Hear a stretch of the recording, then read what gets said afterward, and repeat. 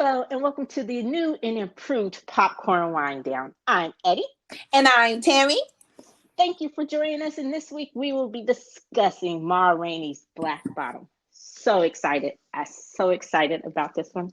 Okay, so Ma Rainey's Black Bottom is based on the August Wilson play of the same title. And the film chronicles a day in the life of 1920s blues singer Ma Rainey and her band, Levy, Cutler, Slow Drag, Toledo, during a tension-filled recording session at a Chicago studio, which ends in tragedy. I am just going to start by saying I love this movie. Tammy, what about you? Overall, I did. I was not excited about it. I was not planning on actually watching the movie at all. You're welcome. Yeah, like if it wasn't for Eddie saying, okay, I want to put this on the list, we're going to review this, I would not have watched it. I would have seen it and I'd be like, oh, I love Viola Davis, but it's not really my type. But once I sat down and I watched it the first time, I was amazed at how good it was.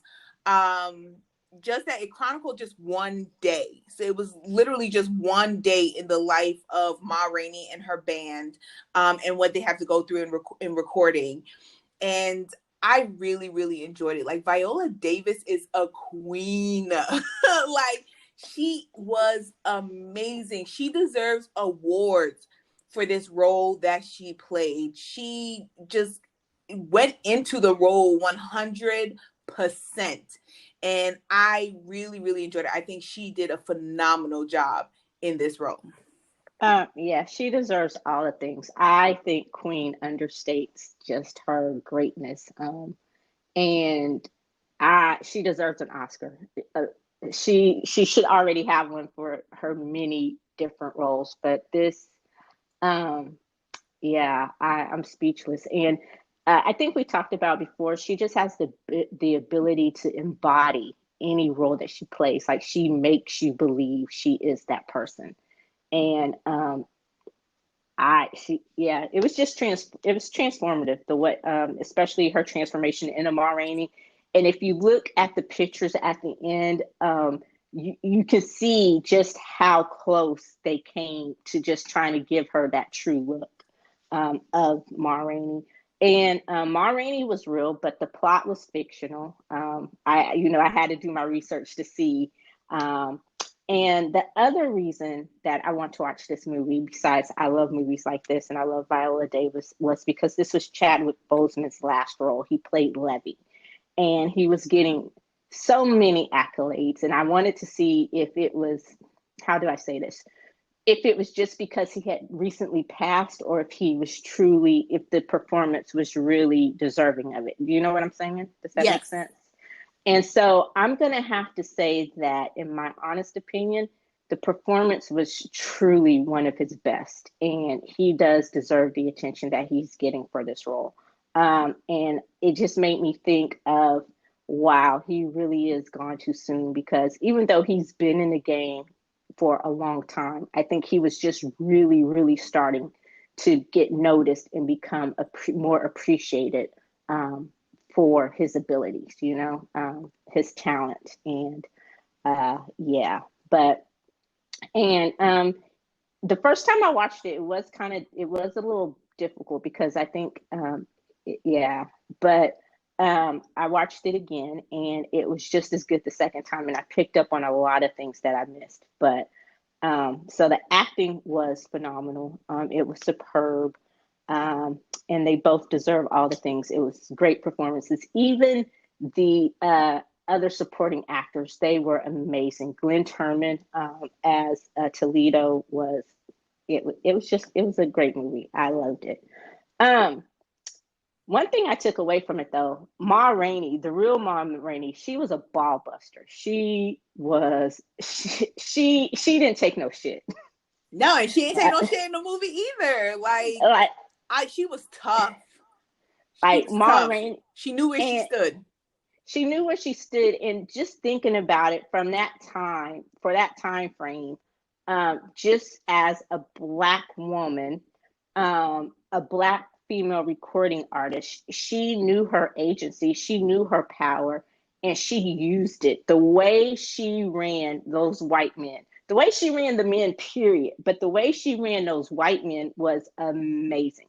Like, um, from the time that she walks in, like you could tell she wasn't taking no shit, even from the first scene, that first time we see She her. even scared the cop. Like, did you see Thank when like you. her car was hit and he tried to lie on her and she went right back and he was so surprised, like how he pulled back, like he was so shocked that she was talking back to him the way that she was, being that she was a black woman. Like he was really thinking like, I'm gonna walk all over this black woman. She was just like, no, you not. Yeah, like everyone thought that. Like the guy who hit her, like, because even though it was Chicago, it was the North, black people still were supposed to know their place back then. Yes. And no matter where they were. And you have this woman and her entourage in this nice car, this brand new car, and she was like, no, he hit me. Like, no, this is not my fault. And y'all better fix it. And then it's like the way she went after that cop, like if what was his name? Irvin hadn't come out, like the cop was like, it was gonna be some trouble. And it was just like, wow. And so I truly respected that fact that, like that song, Mama Don't Take No Mess, Ma was not playing with nobody. She suffered no fools. Like, she knew what she wanted, she knew how she was going to get it, and she knew her power. And I think that scene where she talked about why she was the way she was and why she talked to them the way she did and why she Yeah, with treated them the Cutler, way when she had that conversation with Cutler. yeah, like, all these men, even Cutler, even the band, like when she was like, when Irvin was asking the band, and she was like, oh, about her nephew, and they were like, well, boys, what do you want to do? This ain't, and she was like, this ain't their damn band, it doesn't matter what they want to do, this is my band. Like, And at the why end are of you the day, talking? they knew as well, because just remember what Cutler always said, like, we're gonna do what Ma says we're gonna do. Like, even as he tried to, like, on the side, get like her nephew not to do the intro part because he stuttered so much. At the end of the day, he knew like Ma was the only opinion that was gonna matter. Yeah, and that was one of my favorite scenes, her nephew and the stuttering. And like, Levy was an ass. We'll talk more about him in a minute. But Levy was an ass. But I felt Levy in that scene where it was just like, okay, once Mom came down and said, oh, this is my nephew, he's gonna do the scene, and everyone was like, okay, whatever, Mom, this is your nephew, he's gonna do it because you say. And then when he started going off on Levy and he started stuttering, like, what you gonna do now? And I was just like, and Levy just sat back and looked, and he's like, yeah, Cutler, how you gonna fix that? He Yeah, can't even like talk. that's what he was just like, go ahead and fix that, Cutler. Go ahead. I'm gonna sit back and just watch you. Uh-huh. Like, Levy, pick up your horn. Nah, fool, why I need to pick up my horn? You gotta fix that. Like, me picking up my horn ain't gonna fix that stutter. Like, fuck. And even Toledo was like, so you Ma's nephew, huh? He's like, yeah, what you got? Nah, I ain't saying nothing, I'm just saying. And they were all laughing, like, and, But he and I had was just a like, confidence. I would say that the reason why her nephew had like a type of confidence is because of Ma. I feel that she took care of who was hers. yeah, Because even as she knew that he had a stutter, she knew it was going to be difficult, but she was about, look, you're gonna make this money, you're gonna send some home to your mama, and then you're gonna keep the rest for yourself. Like, that's what we're gonna do, and we're gonna go as long as we need to. She was about taking care of her nephew. And I did like that part on she said something and she was gonna make it happen for him. mm-hmm. And it's just like, because when they're like, he starts, she's like, what the fuck you telling me for? I know he stutters. Like, I didn't say he didn't stutter, I just said he gonna do what he gonna do. And then she was like, we're gonna be here for as long as it takes. And so that was one of my favorite scenes. And also the scene with the Coca-Cola, that Oh was, my God, when she was literally swallowing that bottle whole.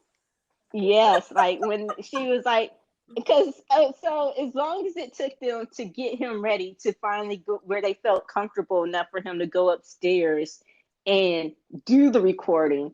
And mind you, she was already an hour late. So the recording session was already behind And she didn't look schedule. for her Coca-Cola already? Like, she ain't realized her Coca-Cola wasn't there.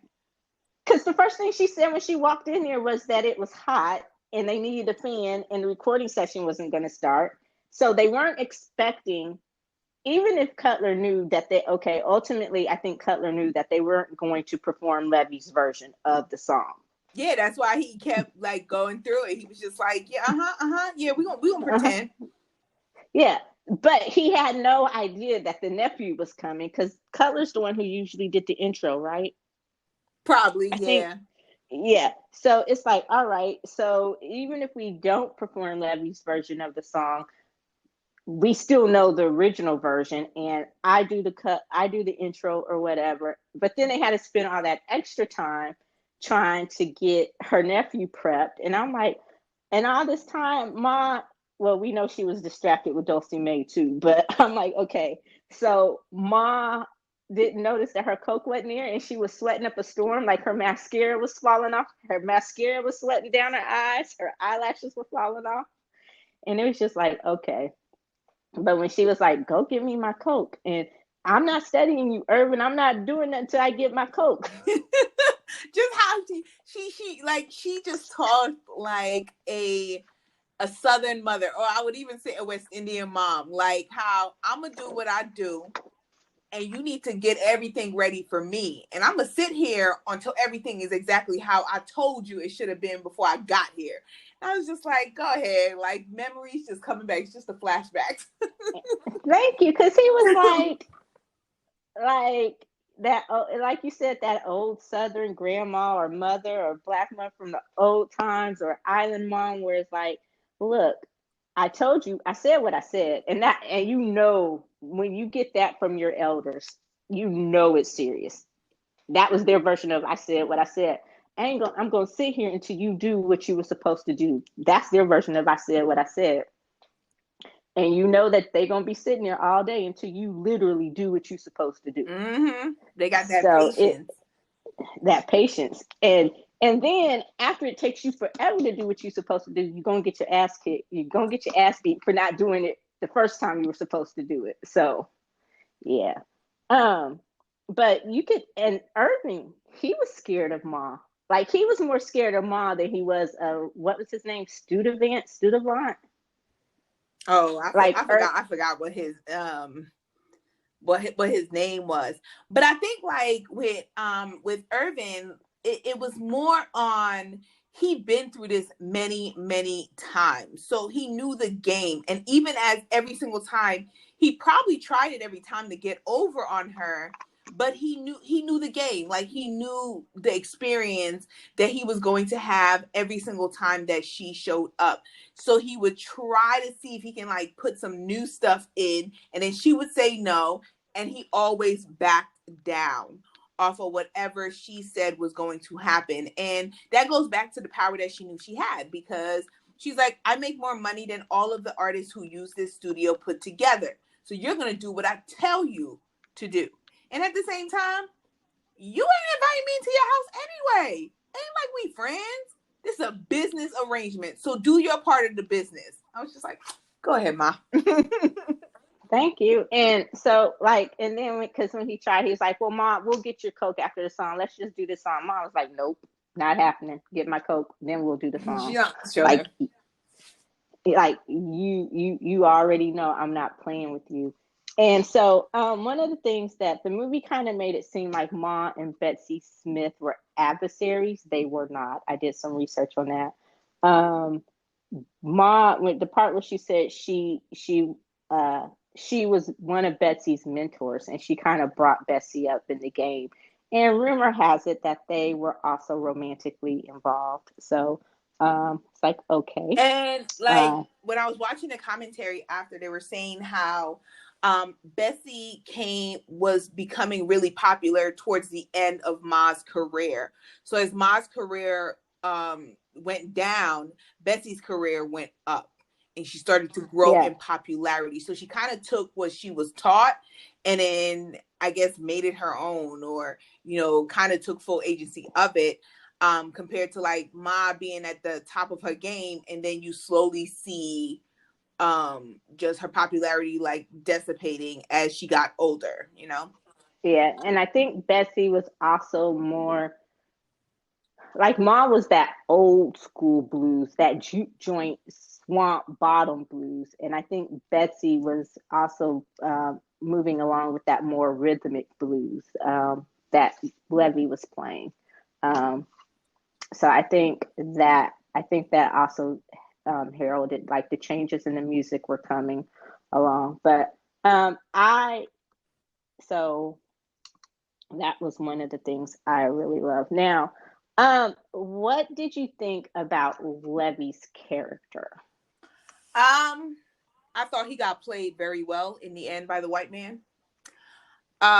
He thought he was about that life, and he was too flashy for himself. And his flashiness is what ultimately destroys his future. Um, just from the beginning, where, like, you know, he got that full suit on, he come in and look, and then he see those shoes, and he spent a month's salary for a pair of shoes. Isn't that kind of like kids today, where they want Jordans just to say that they have Jordans on, and not realizing how expensive Jordans may be, or any, like, you know, type of sneakers that they would purchase. And I felt that way. Like, he was flashy, and that ultimately becomes his downfall, is his flashiness, is think that the world owes him something, and that he's going to get what it owes him. And even as he went through that whole story about what happened to his mama, what happened to his daddy, and all of that, like, at the end of the day, what Cutler and Toledo was telling him is exactly what life was like. Yeah, and it was. I agree. Like I love the performance, as I said, but the character Levy, he was a straight up ass, and his hubris, his pride got in the way of everything. Him thinking he was his superiority complex, I guess. Him thinking that he was better, even though he probably was the more talented of the more talented musician of all of them. It didn't necessarily make him the best, you know, and like. And I And think I when just think I think when it comes to, and I guess I'm about to go into like the social justice aspect, when it comes to people of color, talent don't mean shit. In a lot of ways, you can be the most talented and yet never ever get far in your career. It's about how you play the game, especially when you're a person of colors, how you play the game compared to others. And he did not get that. He did not get that. He thought because he was really, really talented, and they kept telling him how talented he was, that meant that he was gonna get, you know, some real respect in the business. No, like that is not how it was gonna go down. But I think his talent had, like, it didn't mean anything in the end, you know? yeah, because like he because and I'm thinking, God, he would have made a horrible, horrible, horrible band leader. Like just because of his attitude. Like he didn't know, he didn't have the people skills for it, first of all. So I could have only imagined what his band would have been like. They may have sounded good, but behind the scenes it would have been a hot mess. And I don't know how long it would have lasted. Um, and I'm just projecting here, but I see one of those tales of, like you said, the flashiness. Like he would have been all about the superficial, the drugs, the alcohol, all of that, the women, obviously, because he had a thing. He was playing with fire. It's like, how you gonna go and screw Ma's woman like that, and you know damn well that's Ma's woman. Downstairs in the basement, while Ma Stairs, is upstairs waiting for her Coca-Cola. and you down there screwing Ma's woman like it's not a problem.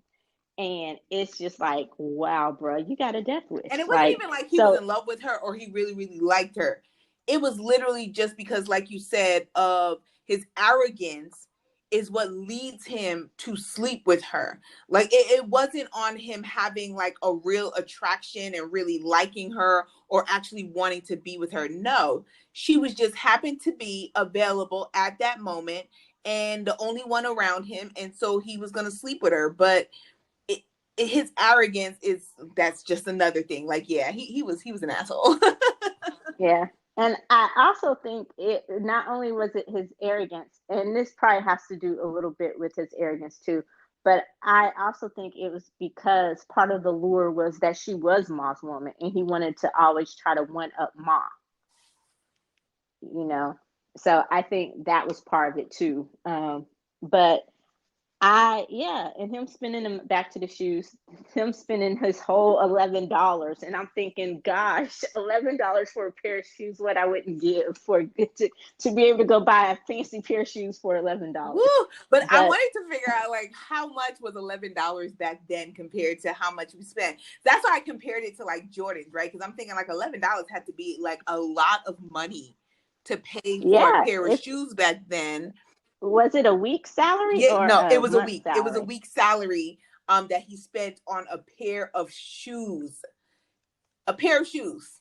Like it was crazy. But even like with that, you could tell like he had a tough life. He had a tough life, but at the same time, he had nobody who really taught him. I guess the experience that he had as a kid, he shut down on wanting to hear what anyone else had to say. I think one of my favorite scenes, and I'm gonna put this out there, I was not an actual fan of Chadwick Boseman's character. It did not hit me emotionally as much as I guess it would hit other people. But there's two scenes that I really, really liked him in. And one was when he was talking about when he was calling God out.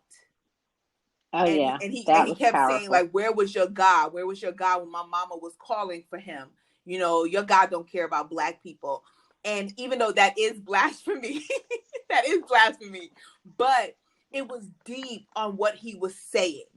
It's deep because I always say, like, it takes a lot of faith to go through the hardships being a person of color in this country and still be a person of belief and faith. Yeah. And he went the opposite because, you know, a lot of times, a lot of us, the more hardships we go through, the more we turn to God, the more we turn to our faith, the more we rely on that. And he went the opposite. He completely pushed it away. And especially, and you kind of get that when he was talking about, well, whatever they were doing to my mama, I wanted them to do to me, because I guess he felt like he could take the pain. And then he realized as his mom was calling out for God and no one came to save them. And ultimately what happened to his mom is what tore their family apart. It was just like, wow. So that was, and then the whole time he was saying that, you know me, I was like, oh gosh, I don't want to be struck. Yeah, like, oh my God. I kept being like, I'm like, yo, this is a powerful scene, but damn, like this deep right here. This deep right here. Yeah.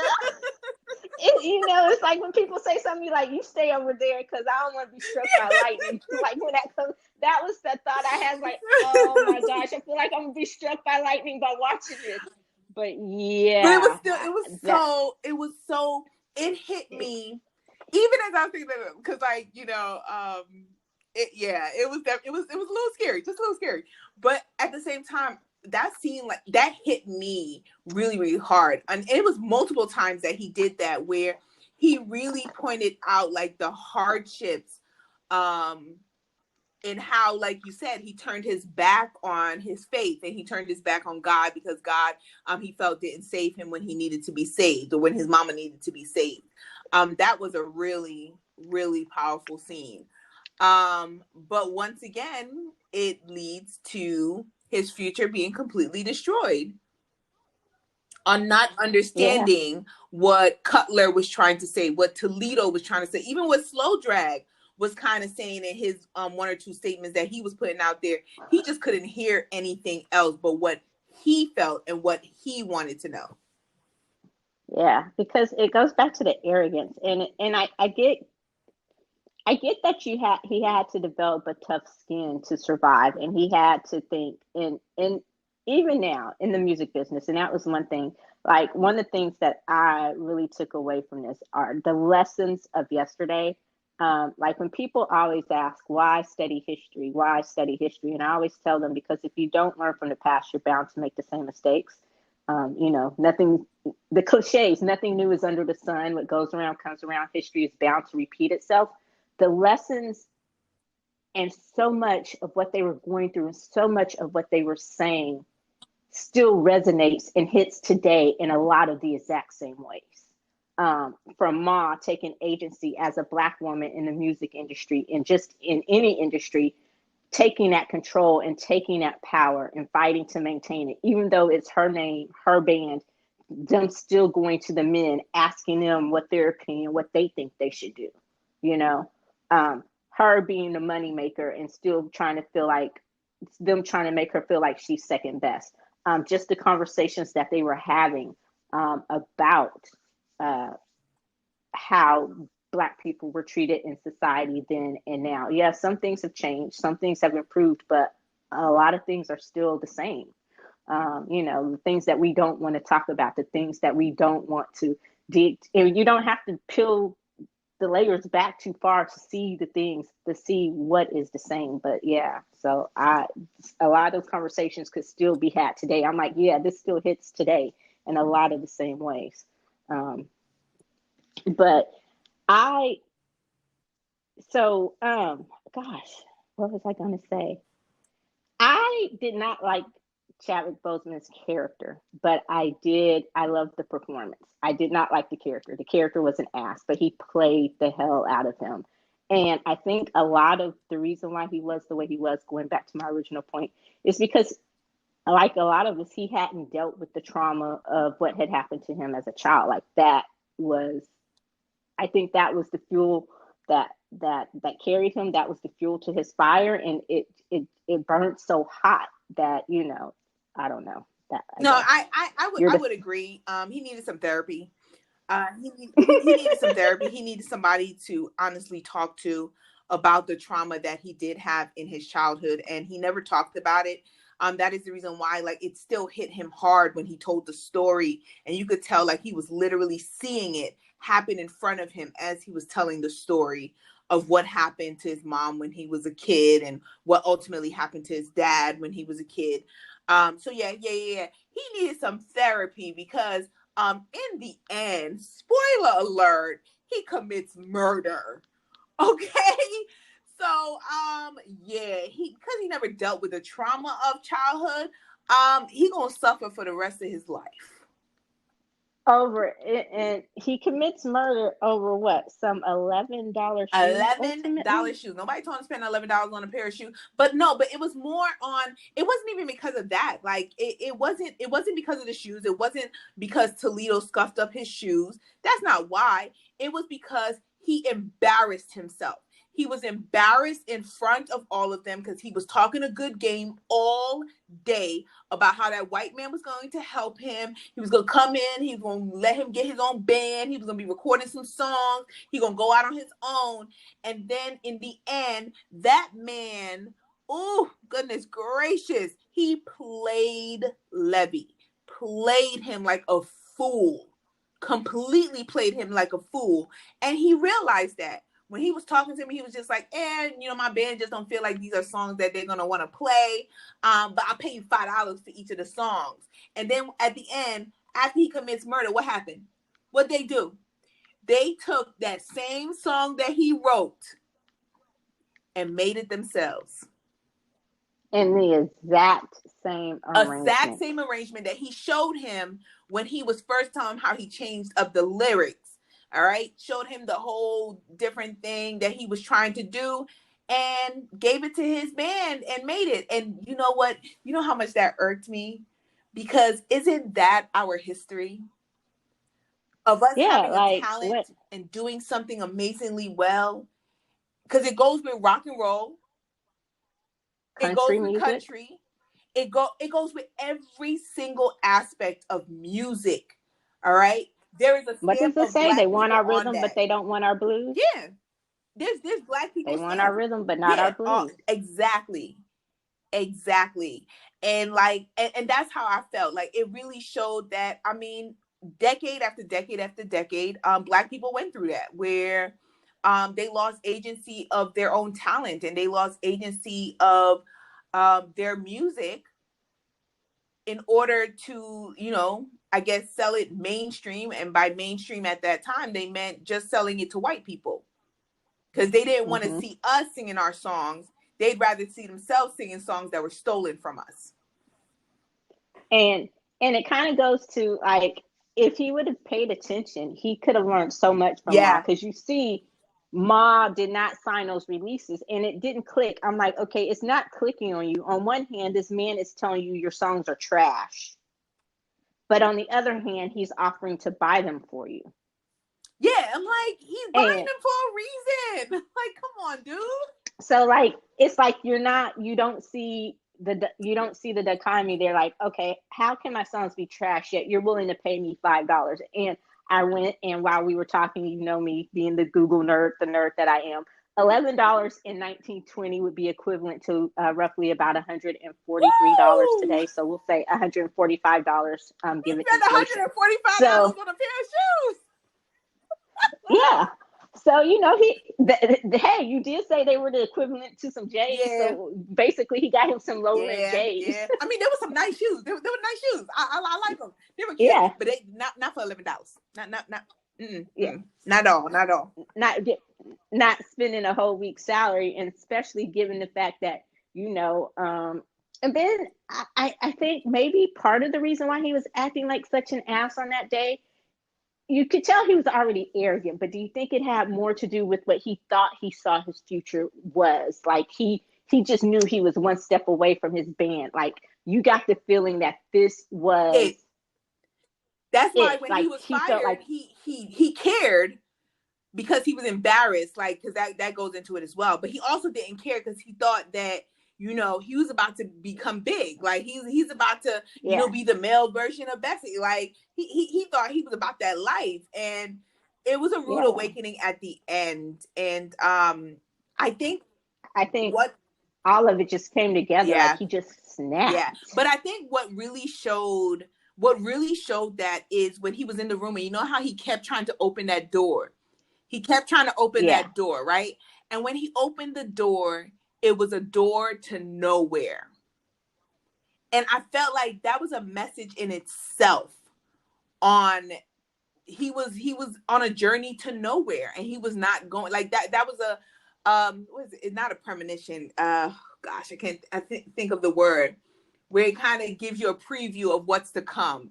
And I felt like that was a preview of what's to come, that all this stuff that he was talking about through the whole movie, it was not going to happen. So it definitely was. It was really, really good. There was so many messages in this movie that I loved, and I really, really, really enjoyed. And Chadwick Boseman, he did a great job. But Viola Davis, she deserves those awards. That's what she deserves for that. yeah. I'm going to it Oscar season, award season is so far, like, so messed up, and the calendar and all that kind of stuff. So by now, gosh, we're in the end of January. We would have already had the Golden Globes. We'd be gearing up, and gosh, if this had been a normal year, we would be gearing up for the Emmys, the Oscars next week. Yeah, yeah, because Emmys is in the fall. Yeah, because they actually moved them up. They were supposed to be not the end of February like they always were. They had moved them up. So the Super Bowl is on the 7th. So they wouldn't have been next week. They would have been on the 14th, after the weekend after the Super Bowl. I think that's when they were going to be. But anyway, so we would know sooner or later. But I'm also glad it gives me more time to kind of check out all the performances. But so far, I haven't seen anything. Frances McDermott and Carey Mulligan are getting uh, um, a bunch of accolades for their performances. Frances McDormand in Nomadland, and which was directed by Chloe Zhao, I believe, and Carey Mulligan for Promising Young Woman. So I'm going to definitely have to watch those. You know, I try to watch all the awards films so I can go into the Oscars having seen, and I can really say, hey, they got robbed, not just because they're my favorite, but, you know. So we will see. But yeah, so far, and she's always going to be my favorite, hands down, because she's like the Black Meryl Streep. And even Meryl Streep says she's the OG Meryl Streep. So you know that's something. When Meryl Streep is like, just give her the damn thing already. Then yeah, but we will see what happens with that. And I guess that just about does it. So overall, what did you think of Ma Rainey's Black Bottom? What are you rating it? I'm gonna give it 4 popcorns. It was a serious movie. It's not my type of movie. It's not a movie. It's a movie that I watched. Well, I ended up watching it twice just because for the podcast. But it was that good. Just go ahead and say but it. It was really good. No, it was really good. But it's such a deep movie, and there's so much to think about. I don't watch these movies over and over again when it's so deep, because I look at movies as a time for me to really shut my brain off and not have to think of, you know, what is going on in the world today. So, but I gave it 4 popcorns. I thought it was absolutely phenomenal. The acting from the supporting cast up to Viola Davis and Chadwick Boseman, like across the board, there was not one bad actor in this whole entire movie. And the cast was small. And I think they all did a phenomenal job. So 4 popcorns is kind of like, you know, the top is, you know, they put some butter on it. I wasn't really about that. Threw some butter off. But overall, and I say that because I didn't fully get the emotional parts as much. It didn't hit me as much, not till the end. When Toledo died, I cried. I did. Like, that was heartbreaking. But other than that, like, it didn't hit me as hard in the heart. So I gave it 4 stars, but phenomenal. And I suggested to everybody, watch it at least once. You will be amazed. You will be amazed. Yeah, and you know, when Toledo died, it's like he didn't even realize what he had done. It's like he realized, oh shit. But I am going to give it 4.25 stars, just because of I agree with everything you just said. And I'm normally not a butter on my popcorn type person, but they got that little bit on there, and I'm like, okay, I can. You didn't get all of it this, off, even though I but don't you know, get. you're satisfied. Yeah, you know, I don't feel my arteries closing as I eat it. But yeah, the acting just put it over the top for me, and I'm gonna have to hold out on whether or not I'm gonna say he deserves the attention that he's gotten thus far. But I'm gonna have to hold out and say whether or not I'm gonna go all in on him getting the Oscar. I still haven't seen One Night in Miami yet, which is next on my list. And I heard they did a phenomenal job, and all of them, they're all being submitted as supporting actors. Their choice. The cast decided to go all in as supporting actors together. So we're gonna see how that plays out. So but yeah, the acting, you're right. The acting from top to bottom, even the supporting cast was amazing. Like I said, Glenn Turman was amazing as Toledo. I loved him. I loved Cutler. Even stuttering Sylvester. That's his new name. Stuttering Sylvester. You can't do that. That's bullying. Why are you bullying I'm sorry. Sylvester like that? He tried his hardest. But what is it? Does Sylvester the cat really stutter? Which one stutters? Or is that Elmer? My bad. I am not bullying Sylvester at all. I love Sylvester, and I love the fact that he proved them all wrong after a million takes. He did prove them all wrong, and he did make Mom proud and made himself proud, in that he ultimately did get to record that intro. So I did not mean to bully Sylvester. Thank you for showing me the error of my ways. All right, so that does it for this week's episode of the Popcorn Wind Down. Be sure to join us next week when we will We talking finally about the be hit discussing sensation Bridgerton. 10. So until next time, check us out on the popcornwinddown.com. Plug. We still need a sound effect, but plug. And until next time, And I'm Eddie. I'm Tammy. Bye.